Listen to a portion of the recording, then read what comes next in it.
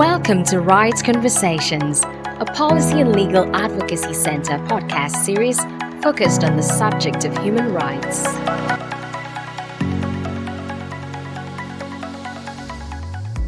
So I would start by referring to the Constitution, the 1999 Constitution, which is the ground norm in Nigeria. So Section 33 of the 1999 Constitution guarantees the right to life, and that right can only be taken away by the courts. By the courts.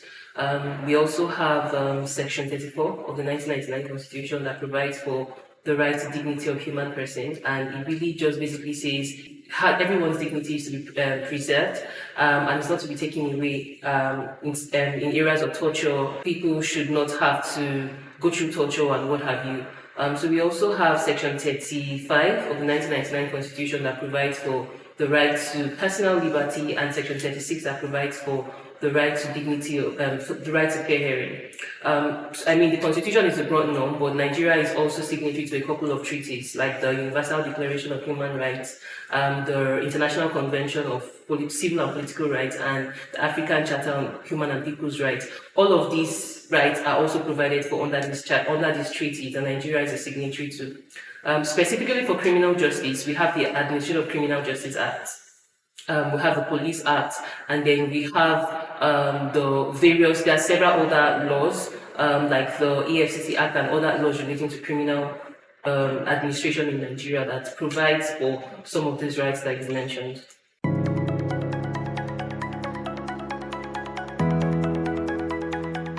I would start with the right to life. The right to life is guaranteed for everyone, apart from when a court of competent jurisdiction takes it away. If death penalty is issued. Now, when you look at international law, mandatory death penalty is actually against international law. And Nigeria currently practices mandatory death penalty, basically saying that if a person commits murder, for instance, without looking at the circumstances, what next, the sentence is going to be death penalty. And even though Nigeria is a signatory to the International Convention of Human and People's Rights, Article 6, we still practice mandatory death penalty. So I would say that's the first violation to the right to life. There is also extrajudicial killings by the police. We hear of that every other day in the news and on different media spaces where people are just killed, on the spot of the moment and what have you. So we have that for the right to life. Under the right to dignity, there's a plethora of cases. We have torture. We have incidents of torture by the police and also incidents of torture behind bars in correctional facilities. We have different incidents where we find people being subjected to dehumanizing and degrading treatment. In addition to that, I would also say the awaiting trial syndrome can also fall under infraction and violation of the right to dignity, and also the violation of the right to personal liberty, and even the right to fair hearing. Currently, we have 70% of people in prison are awaiting trial. Now, what that means is that they are incarcerated even though they have not been sentenced by a court of competent jurisdiction. And so that is actually against Section 35 of the 1999 Constitution, the right to personal liberty. And we have that in the criminal justice system. In fact, it's one of the menace that has actually bedeviled the system, and it's growing. I remember, as far back as 2012, the numbers were about 65%, but currently it's 70%. So in spite of all the efforts being taken, that the number of awaiting trial inmates is actually increasing. So that's another violation. I would also say, in relation to the right to fair hearing, is also the awaiting trial syndrome, because we have people that are incarcerated that, when you hear their stories, you hear that they have never been to court. Personally, I've handled a couple of cases like that. People with missing files, people whose cases were forgotten in prison, they never got a day in court, to hear their cases and all. So, we can go on and on about all the problems, but I think this is just an overview of some of the problems.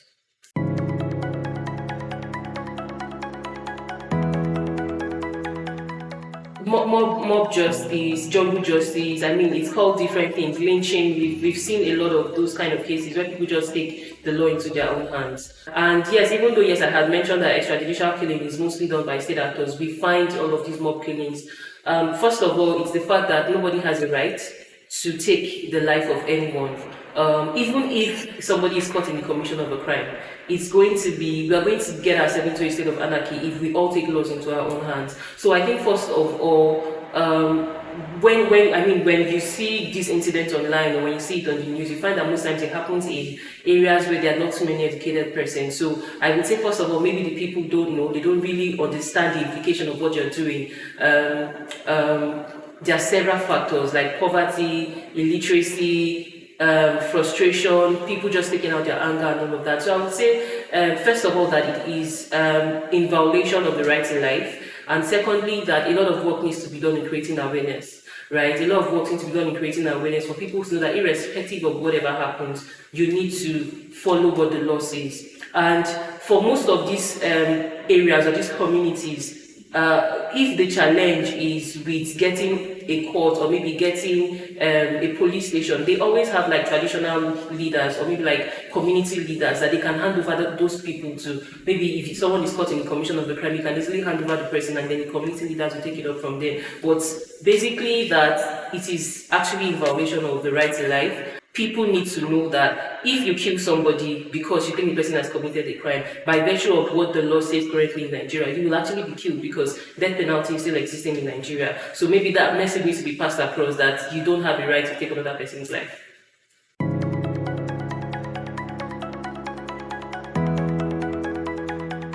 So I would start first of all by talking to like the NGO or like the CSO space that we need to keep creating more awareness. We need to also hold the government accountable. I mean, that is not really for the NGO, it's for every one of us. Just like what happened in, I think, 2020, and there's just that awareness about what happened with how the SARS, keeps victimizing people, police brutality and what have you. Creating awareness, holding the government accountable. And I'm going to touch more on holding the government accountable because we are currently in a world where we start things and then we forget it. Something takes our attention for about a week or 2 weeks, and then next week something else comes up and then we forget it. We must have staying power to demand, our rights from the government. And in demanding our rights from the government, again, it takes different activities. Like it takes a multi-pronged approach. Some people need to maybe speak out on social media, speak out on online. Some people need to begin to engage their legislators. We are very, very good with talking about the government at the center, but we forget that we elected legislators into different House of Assemblies and the National Assembly. So we need to engage our legislators. If we need to put out certain bills, or if we need to ask for certain laws to be amended to, or implementation actually, because when you look at the criminal justice laws holistically, Nigeria has a very, very robust criminal justice framework. But the problem has been implementation, right? We need to engage the government at different tiers to implement these laws. We also need to probably look at strategic litigation because, in the past, that's something that has worked. Take up a particular case and see how we can follow through. Also, I would say engage international courts.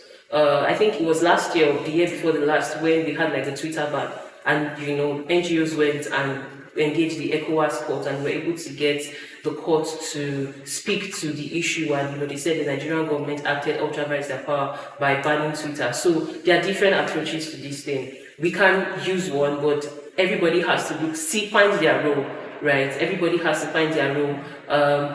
In respect to arbitrary detention, we need lawyers, more pro bono lawyers to provide legal aid because most of the people who are actually affected by these menace are actually poor people who cannot afford legal services.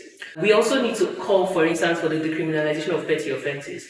Again, that takes me to the place of implementation of the laws because currently in Nigeria, we have people who go to prison or who get arrested for very petty offences, hawking, loitering and all of that. But then the ACJA, that's the Adoption of Criminal Justice Act, has made criminalizing minor offences illegal. So what we need to do is basically ask for the implementation of what the law says, right? Ask for the implementation of, every other related law relating to, that is relating to the criminal challenges that we're facing, criminal justice challenges.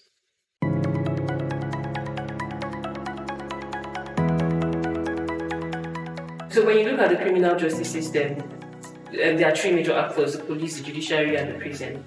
a lot of times, a lot of a lot of conversation is being had about the police. I mean, the police is seen as the one who has caused the problem, and I'll get to that later. Now, the court, like you rightly said, is the one in charge of interpretation of this laws. And like I said rightly, we don't have a depth of criminal justice legislation in Nigeria. We actually have a very good one, but the problem has been with implementation. I think there is a need to focus on restorative justice in criminal justice delivery, or we currently have a judiciary system that most times, for instance, looks at punitive laws that are more, sentences that are more punitive than restorative. We also have a judiciary that has a backlog of cases. So, for instance, the AGJA has said a particular number of days is to be used to handle criminal cases. But a situation whereby, for instance, in a place like Abuja, a court has, backlog of cases, lots of cases, you cannot expect them to do magic. So, in looking at how the judiciary comes in, there are several indices to it. One of them is find a way to digitalize the court system. Currently, judges still take notes by hand. And I mean, I don't know if you've experienced like a court session. It takes a whole lot of time where the trial, has to go on and on and on like that. So I mean, digitalization of the court system would help. Also, like I was saying earlier, including more restorative sentencing into what they do. And I'm going to give an example. Currently, we have a non-custodial system in Nigeria, which is fairly new, introduced by the Nigerian Correctional Service Act of 2019. A situation whereby we have the judiciary often giving sentences that you have to get incarcerated, and then I mean that increases overcrowding. We find people who commit petty offences and they are being sentenced to several years in prison, right? So all of that has to come into being in looking at how the judiciary comes to play here.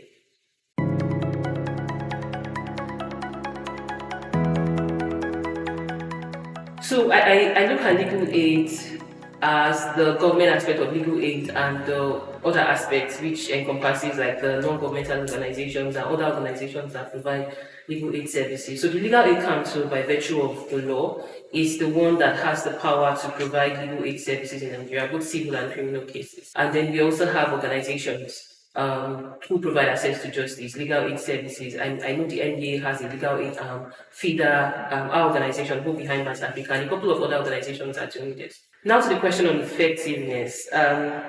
I think to determine effectiveness, we have to look at what the statistics say, or what is on ground in terms of what are we saying. What is the aim of legal aid? Legal aid is to help decongest the court system, is to help ensure that everyone, has a right to a lawyer, has a right to legal representation. So now when you look at what's the reality, we find congestion increasing, we find the awaiting trial syndrome that I mentioned, 70% of people being in prison. And, we find an imbalance in access to justice. A situation where someone who is a person of status has access to, the best lawyers, and then someone who doesn't have money, doesn't have access to lawyers. And so in rating the effectiveness, I would say that maybe we need to rethink, or we need to look at how we're doing legal aid.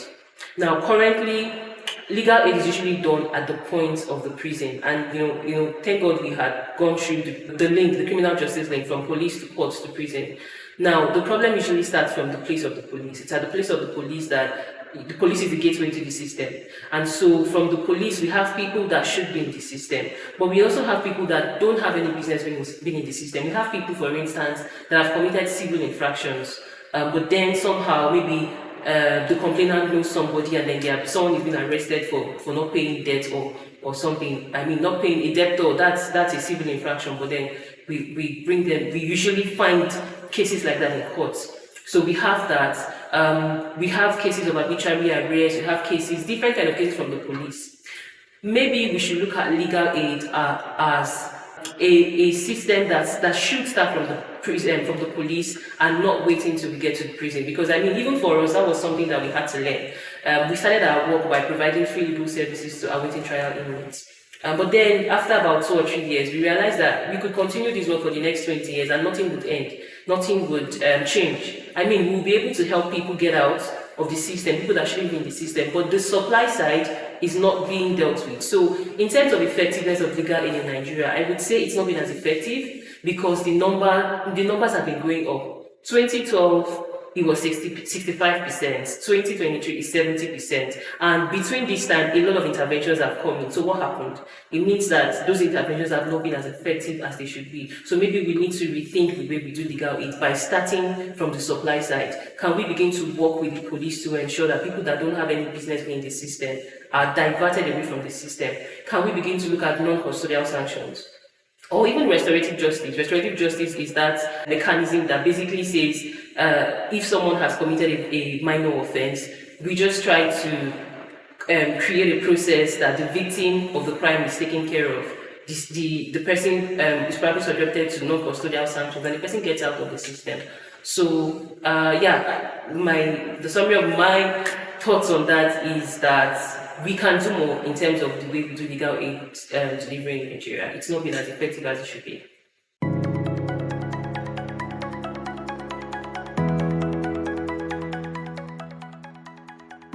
Yes, I think so. I work largely with the correctional system. So when the alteration was on in February, it felt like this is what we've been looking for, right? I mean, it's not without its own challenges, but when you look at it holistically, it's something that can predominantly help to address some of the issues that we've seen, like the jailbreaks, the congestion, even the rehabilitation issue, because the main aim of the criminal justice system, and particularly the correctional system, is rehabilitation. 95% of everybody that goes through the system is going to come back to society. So we need to prepare for the fact that these guys will come out and we don't want them to go back to crime. And we currently have high rates of recidivism. People go to prison and then they correct to the correctional system and they come back because there's nothing to fall back to. Now, going back to the state law, to the question on state corrections, currently about 90% of offenders in prison are state offenders. When we talk about the number of awaiting trial inmates, or we talk about the congestion, we find that most of the congestions is not spread across the country, or is not spread across all the correctional facilities. What we find is that certain custodial centers, certain prisons are more congested than some. So you can go to a place like Kefi, Nasarawa for instance, and you find the old Kefi prison just about 200 inmates, and the new Kefi prison, thousands of inmates. So when you look at that, you find that the state actually has more work to do, because it's really hard for you to expect the federal government. We have 90% of people in prison as state offenders, but then the federal government is the one feeding them. Over 2 billion naira goes to feeding inmates in a year, and we don't know if that's like the correct statistics. So with the state corrections, I foresee that there will be a synergy between the federal and the state.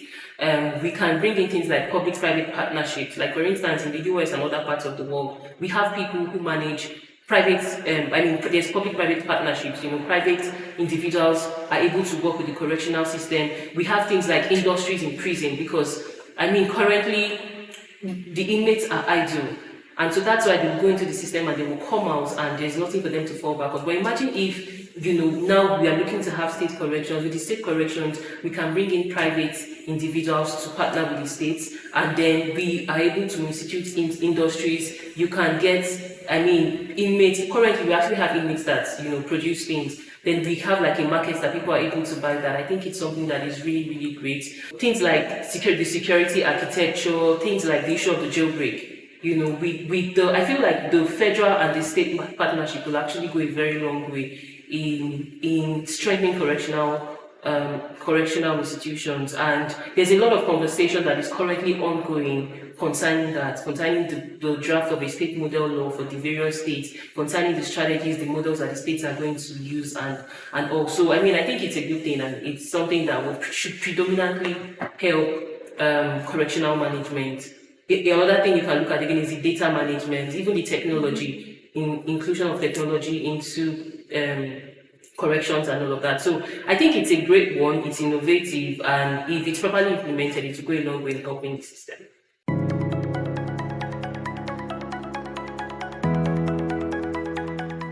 predominantly, we address human rights violations within the criminal justice system. So virtually everything that we've talked about today, from police brutality to issues of extrajudicial killings, but specifically within the correctional facility. So, the awaiting trial syndrome is actually a human rights violation because these people are kept in prison unending, even though they've not been sentenced to even if they've not been sentenced by a court of competent jurisdiction. So all the violations you can think of within the criminal justice system is what we work to address. And how do we do this?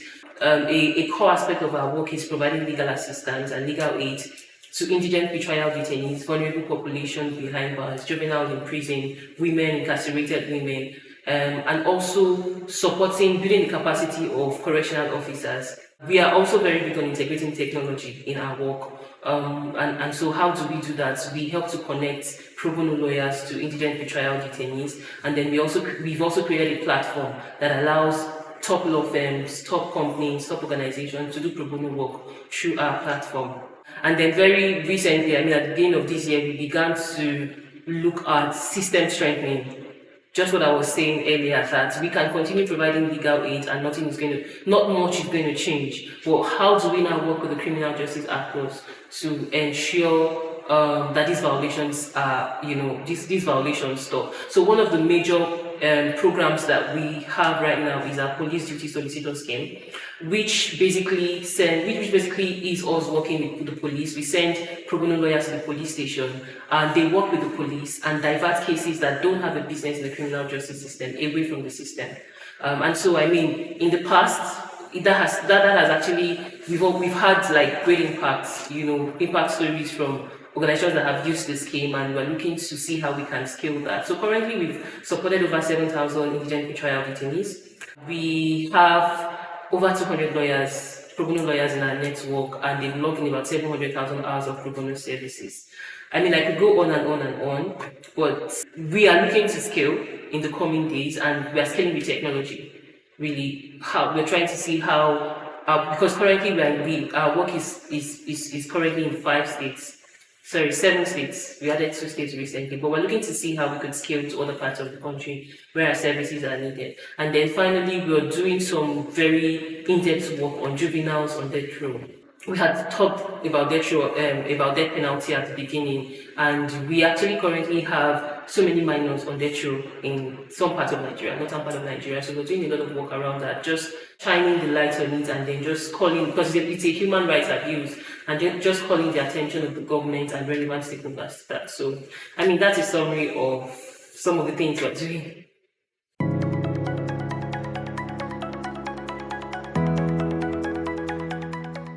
So I'm going to summarize that into 3. I'm just going to say 3 things. The first one is people need to know their rights. And it's easy for me to think that everybody knows their rights. But when you see certain things happening, or when you hear people say certain things, you realize that people, even though they're educated, they don't really know what their rights are. So the first thing is to know their rights. And in addition to knowing the right, I think some of us who know our rights need to take up the Lord's work, in quotes, of helping people who don't know their rights, as in educating them or creating awareness about their rights.